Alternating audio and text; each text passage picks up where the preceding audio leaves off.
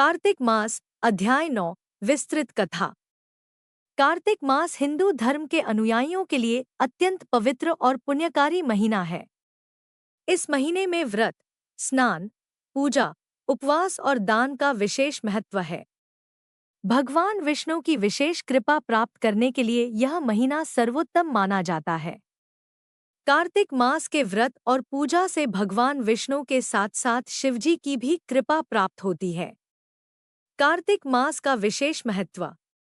कार्तिक मास को मासोत्तम अर्थात महीनों में सर्वश्रेष्ठ कहा गया है। यह मास व्यक्ति को मोक्ष के मार्ग पर ले जाने का साधन है। इसमें भगवान विष्णु की आराधना, गंगा स्नान, दीपदान, व्रत और तुलसी पूजा का अत्यधिक महत्व है। पुराणों में इस मास को धर्म, अर्थ, काम और मोक्ष प्रदान करने वाला बताया गया है। विष्णु पुराण, स्कंद पुराण और पद्म पुराण में कार्तिक मास की महिमा का विशेष वर्णन है। भगवान विष्णु ने इस मास में स्नान, दान, उपवास और प्रार्थना करने वाले भक्तों को स्वर्ग और मोक्ष की प्राप्ति का आशीर्वाद दिया है। यह मास भक्तों के लिए आत्मशुद्धि और धर्म के पालन का अवसर होता है। भगवान विष्णु का जागरण। अध्याय 9 की कथा कार्तिक मास में भगवान विष्णु के योगनिद्रा से जागरण के साथ शुरू होती है। देवशयनी एकादशी से देवउठनी एकादशी तक भगवान विष्णु योगनिद्रा में रहते हैं। देवउठनी एकादशी के दिन भगवान विष्णु अपनी निद्रा से जागते हैं और इस दिन को अत्यंत शुभ माना जाता है। इस दिन विवाह, गृह प्रवेश और अन्य शुभ कार्यों का आयोजन किया जाता है। जो भक्त इस दिन भगवान विष्णु की आराधना करते हैं, उन्हें अनंत पुण्य की प्राप्ति होती है। व्रत और उपवास की महिमा। अध्याय 9 में कार्तिक मास के व्रत और उपवास की महिमा का वर्णन है। कार्तिक मास में व्रत करने से समस्त पापों से मुक्ति मिलती है। इस मास में उपवास करने का विशेष महत्व है। जो व्यक्ति कार्तिक मास में सोमवार का व्रत रखता है, उसे भगवान शिव की कृपा प्राप्त होती है। इसी प्रकार शुक्रवार के दिन मां लक्ष्मी का व्रत करने से घर में सुख समृद्धि आती है। व्रत करने का प्रमुख उद्देश्य आत्मसंयम और ईश्वर के प्रति भक्ति को बढ़ाना है। कार्तिक मास में की जाने वाली भक्ति और तपस्या से व्यक्ति को स्वर्ग लोक की प्राप्ति होती है। स्नान और दीपदान की कथा।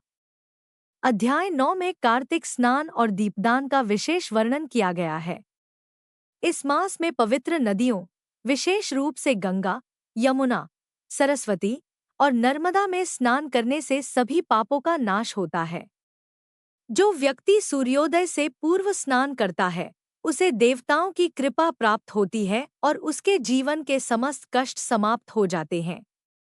दीपदान की महिमा को भी इस अध्याय में विशेष रूप से दर्शाया गया है। एक कथा के अनुसार एक बार एक निर्धन महिला ने कार्तिक मास में तुलसी के पौधे के नीचे दीप जलाया। उसकी इस भक्ति और श्रद्धा से प्रसन्न होकर भगवान विष्णु ने उसे धन धान्य और समृद्धि का वरदान दिया। इस कथा से यह स्पष्ट होता है कि कार्तिक मास में दीपदान करने से भगवान की विशेष कृपा प्राप्त होती है और व्यक्ति के जीवन में सुख समृद्धि का आगमन होता है। धार्मिक उत्सव और गोवर्धन पूजा। अध्याय 9 में गोवर्धन पूजा का भी विशेष उल्लेख है। कार्तिक मास में गोवर्धन पूजा और अन्नकूट उत्सव का आयोजन किया जाता है। यह पूजा भगवान श्री कृष्ण द्वारा गोवर्धन पर्वत को उठाने की कथा से जुड़ी हुई है। ब्रज भूमि में इस दिन विशेष आयोजन किए जाते हैं और भगवान कृष्ण की पूजा अर्चना की जाती है। कथा के अनुसार एक बार इंद्रदेव ने गोकुल वासियों पर अत्यधिक वर्षा का प्रकोप किया था। तब भगवान श्री कृष्ण ने गोवर्धन पर्वत को अपनी छोटी अंगुली पर उठाकर सभी गोकुल वासियों की रक्षा की थी। इसी उपलक्ष्य में गोवर्धन पूजा का आयोजन किया जाता है। तुलसी विवाह की कथा। कार्तिक मास के अंतिम दिनों में तुलसी विवाह का आयोजन होता है। इस विवाह को भगवान विष्णु और तुलसी के मिलन के रूप में मनाया जाता है। एक कथा के अनुसार वृंदा नाम की एक पतिव्रता स्त्री ने भगवान विष्णु की तपस्या की थी। उसकी भक्ति से प्रसन्न होकर भगवान विष्णु ने उसे तुलसी का रूप प्रदान किया और वरदान दिया कि तुलसी का पौधा सदैव पूजनीय रहेगा। जो व्यक्ति तुलसी विवाह करता है उसे भगवान विष्णु का विशेष आशीर्वाद प्राप्त होता है और उसके समस्त पाप समाप्त हो जाते हैं। धर्मराज की कथा। अध्याय 9 में धर्मराज से संबंधित एक विशेष कथा का वर्णन है।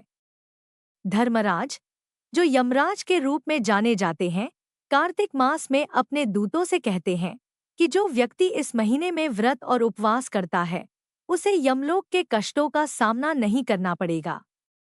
एक बार की बात है जब एक राजा, जिसने जीवन में कई पाप किए थे, उसने कार्तिक मास में भगवान विष्णु की आराधना और व्रत करने का संकल्प लिया।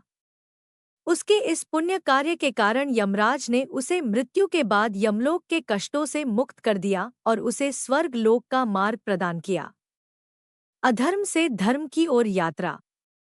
कार्तिक मास में किए जाने वाले व्रत और पूजा अधर्म से धर्म की ओर यात्रा का प्रतीक है। इस मास में भगवान विष्णु और भगवान शिव की पूजा करने से व्यक्ति के जीवन में सत्य, धर्म और न्याय का पालन होता है। यह मास आत्मशुद्धि का समय होता है, जब व्यक्ति अपने पापों से मुक्त होकर ईश्वर की भक्ति में लीन होता है। कार्तिक मास की महिमा। ब्रह्मा, विष्णु और शिव का संवाद। अध्याय 9 में एक महत्वपूर्ण प्रसंग आता है, जिसमें भगवान ब्रह्मा, विष्णु और शिव का संवाद होता है। इस संवाद में तीनों देवता कार्तिक मास की महिमा और उसके महत्व पर चर्चा करते हैं। भगवान विष्णु कहते हैं कि यह महीना सभी महीनों में सर्वोत्तम है, क्योंकि इस महीने में की गई भक्ति और उपासना का फल अनंत गुना बढ़ जाता है। भगवान शिव कहते हैं कि जो व्यक्ति इस मास में सच्चे मन से उनकी पूजा करता है उसे जीवन में कभी भी दुखों का सामना नहीं करना पड़ता और वह सभी प्रकार के संकटों से मुक्त हो जाता है। भगवान ब्रह्मा कहते हैं कि कार्तिक मास में किया गया दान और सेवा विशेष फलदायी होती है।